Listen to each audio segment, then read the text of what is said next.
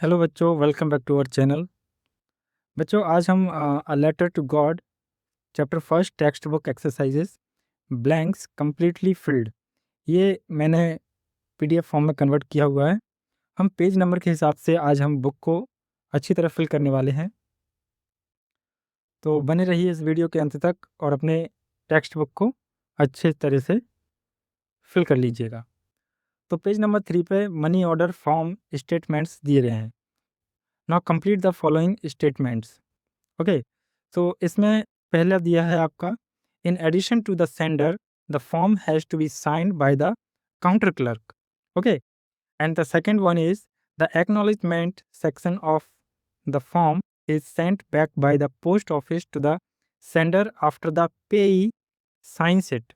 Okay, the third one, the space for communication section is used for writing a brief message or note regarding the purpose of remittance. And the fourth one is the form has 6 sections. The sender needs to fill out 4 sections and the receiver 2. अब बात करेंगे हम page number 8, names of the storms. तो जो storms का मतलब होते हैं आंधी तूफान या चक्रवात, ठीक है। तो इसमें उसी के जो तेज हवा का चलना अत्यधिक तीव्र मात्रा में। तो can you match the name in the box with their descriptions below and fill in the blanks. A violent tropical storm in which strong winds moves in a circle. आपने देखा होगा ट्रॉपिकल एक स्टॉर्म जो उठता है तूफान और जो कि सर्कल सर्कल से ऐसे घूमता है गोल गोल, तो उसको बोलते हैं साइक्लोन, जिसका मतलब होता है चक्रवात। Second one is an extremely strong wind, gale, जिसका मतलब होता है आंधी। A violent tropical storm with very strong wind, एक बहुत ही घातक तूफान जिसको टाइफून कहते हैं इंग्लिश में। A violent storm whose centre is a cloud in the shape of a funnel. Okay, तो आपने कभी कभी तूफान देखा होगा आसमान में जो कि एक रिंग टाइप का बनता है, जलेबी के आकार का, उसको बोलते हैं tornado. A violent storm with very strong winds, especially in the western Atlantic Oceans. Hurricane, hurricane, इसको हम कहते हैं hurricane. A very strong wind that moves very fast in a spinning movement and causes a lot of damage, इसको बोलते हैं wild wind. अब हम बात करते हैं पेज नंबर 9 की। पेज नंबर 9 में मीनिंग ऑफ द होप्स। तो इसमें सेंटेंस फ्रॉम कॉलम ए दिया है, will you get the subject you want to study in college, I hope so. तो इसका मैचिंग हम करेंगे wanting something to happen and thinking it quite possible. Okay, वो कुछ चीज़ होने की इच्छा जता रहा है और उसे लगता है कि ये क्वाइट पॉसिबल है, बिल्कुल पॉसिबल है। Second sentence is, I hope you don't mind my saying this but I don't like the way you are arguing. Showing concern that you say should not offend or disturb the other person, a way of being polite. This discovery will give new hope to HIV/AIDS sufferers, a feeling that something good will probably happen. We were hoping against hope that the judges would not notice our mistakes, wishing for something to happen, although this is very unlikely. Fifth one is, I called early in the hope of speaking to her before she went to school, thinking that this would happen, bracket, it may or may not have happened. Sixth one is, just when everybody had given up hope, the fishermen came back 7 days after the cyclone, stopped believing that this good thing would happen. चलिए next page पर, page number 9 to 10। बच्चों, ये book में आपको देखना है page number, book के page number के हिसाब से जो भी उसमें एक्सरसाइजेज थी वो मैंने अलग से उन्हीं को नोट किया हुआ है यहाँ पे। Join the sentences given below using the relative pronouns given in the brackets.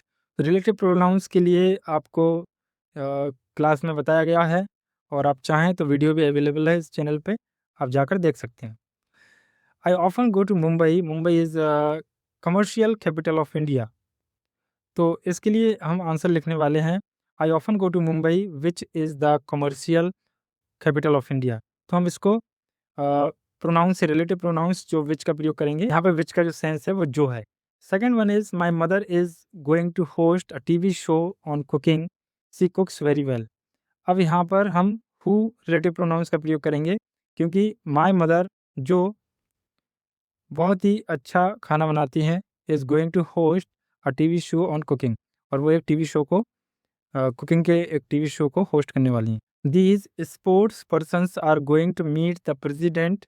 Their performance has been excellent. इसको हम whose से कनेक्ट करने वाले हैं। These sports persons whose performance has been excellent are going to meet the president. Fourth one is Lencho prayed to God. His eyes sees into our minds. Whose? Lenchos prayed to God whose eyes see into our minds. Fifth one is this man cheated me. I trusted him. Whom? This man whom I trusted cheated me. चलिए बढ़ते हैं हमारे page number 10 पे, 10th का section 4th, using negatives for emphasis. Find sentence in the story which negative words which express the following ideas emphatically. Number 1. The trees lost all their leaves. Answer. Not a leaf remained on the trees. The letter was addressed to God Himself.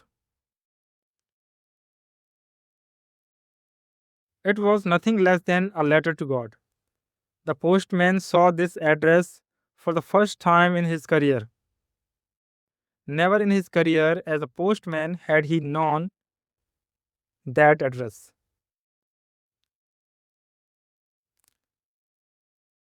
अब चलते हैं page number 11 पे, metaphors table. यहाँ पर कुछ objects दिए गए हैं, मेटाफोर यूज इन स्टोरीज दिया गया है, क्वालिटी ऑफ फीचर्स कंपेयर्ड दिए गए हैं। Rain drops, new coins, tens और फाइव्स, जो कि ये स्टोरी से रिलेटेड है हमारा, जिसमें रेन ड्रॉप्स को न्यू कॉइन्स की उपाधि दी गई थी। The value, utility and financial prosperity brought by a good harvest. Hail stones, new silver coins, frozen pearls, the bright round glistering appearance of silver and pearls. Locusts, a plague of locusts. An epidemic, a disease that spreads very rapidly and leaves many people dead. Lencho, an ox of a man. Tireless hard work, physical endurance, and mechanical labor in the field. Page number 13. Listening text activity table. Page number 13. Listening text activity table. Who is writing to whom? Jaya is writing to Aarti. Where and when were they last together? At Bangalore last year, 2005. The reason for not writing earlier. They have shifted to a new house recently. The writer sent in the month of January, 25 January 2006. Sarah goes to Little Feet School. The writer apologizes because she hasn't written a letter for a very long time. तो ये हमारे सभी exercises completely आपको fill करके दिखा दी गई हैं। सभी बच्चे लेसन कंप्लीट कर लें। बच्चों, अब हम बात करते हैं इस चैप्टर के क्वेश्चंस और उनके आंसर्स के बारे में। चलिए प्रत्येक क्वेश्चन को एक एक करके समझते हैं। हमारा पहला क्वेश्चन है, what did Lencho hope for? Lencho को किस चीज़ की आशा थी? तो आंसर में हम लिखेंगे, Lencho hoped for the rain for his crop field. Lencho को अपने फसलों के खेत के लिए बारिश की आशा थी। सेकंड क्वेश्चन है हमारा, what happened to Lencho's field after the rain? बारिश के बाद लेंचो के खेतों को क्या हुआ? तो आंसर इसका लिखेंगे, after the rain all the corn in Lencho's field was totally destroyed. बारिश के बाद लेंचो के खेतों का सारा मक्का पूरी तरह नष्ट हो चुका था। क्वेश्चन नंबर थर्ड, हु और what did Lencho have faith in? What did he do? Lencho को किस पर या किस चीज पर विश्वास था, उसने क्या किया? इसके आंसर में है, Lencho had faith in God. He decided to write a letter to God conveying his grievances and asking for 100 pesos for his crop and his family. Lencho को भगवान में अटूट विश्वास था। उसने अपनी शिकायतें बताने और अपनी फसलों के 100 पीसों मांगने के लिए भगवान को एक पत्र लिखने का फैसला किया। Question number fourth, was Lencho surprise to find a letter for him with money in it? क्या लेंचो अपने लिए आए पत्र में पैसे पाकर हैरान या आश्चर्यचकित हुआ था? आंसर है इसका, no, Lencho was not at all surprise to see the letter from God with money inside it. His confidence and faith in God was such that he had expected that reply from the God. नहीं, Lencho भगवान के पत्र में पैसे देखकर बिल्कुल हैरान नहीं हुआ। भगवान पर उसका भरोसा और विश्वास ऐसा था कि उसे भगवान से उसी जवाब की उम्मीद थी। Question number fifth, what made Lencho angry? किस बात ने लेंचो को गुस्सा दिला दिया? तो इसके आंसर में हम लिखेंगे, Lencho was very angry when he found that the money in the envelope was less than what he asked for. Lencho तब गुस्सा हो गया जब उसने देखा कि लिफाफे में पैसे उससे कम थे जितने उसने मांगे थे। Question number six, who read the letter, what did the post master do then? पत्र किसने पढ़ा, फिर पोस्ट मास्टर ने क्या किया? तो इसके आंसर में हम लिखेंगे, the post master read the letter. He first laughed, but then he became serious. He was deeply moved by the Lencho's faith in God. He did not want to shake his faith, so he decided to collect the money for him from his friend and colleagues. Postmaster ने पत्र पढ़ा। वह पहले हंसा, लेकिन फिर वह गंभीर हो गया। वह भगवान में लेंचो के विश्वास से बहुत प्रभावित हुआ। वह उसके विश्वास को डगमगाना नहीं चाहता था, इसलिए उसने अपने दोस्तों और सहकर्मियों से उसके लिए पैसे इकट्ठा करने का फैसला किया। Question number seventh, why does the post master send money to Lencho? Why does he sign the letter God? Post master Lencho को पैसे क्यों भेजता है?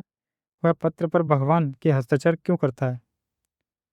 The post master was moved by Lencho's faith in God, so he decided to send money to Lencho. Moreover, the postmaster did not want to shake Lencho's faith in God, so he signed the letter in the name of God. It was good act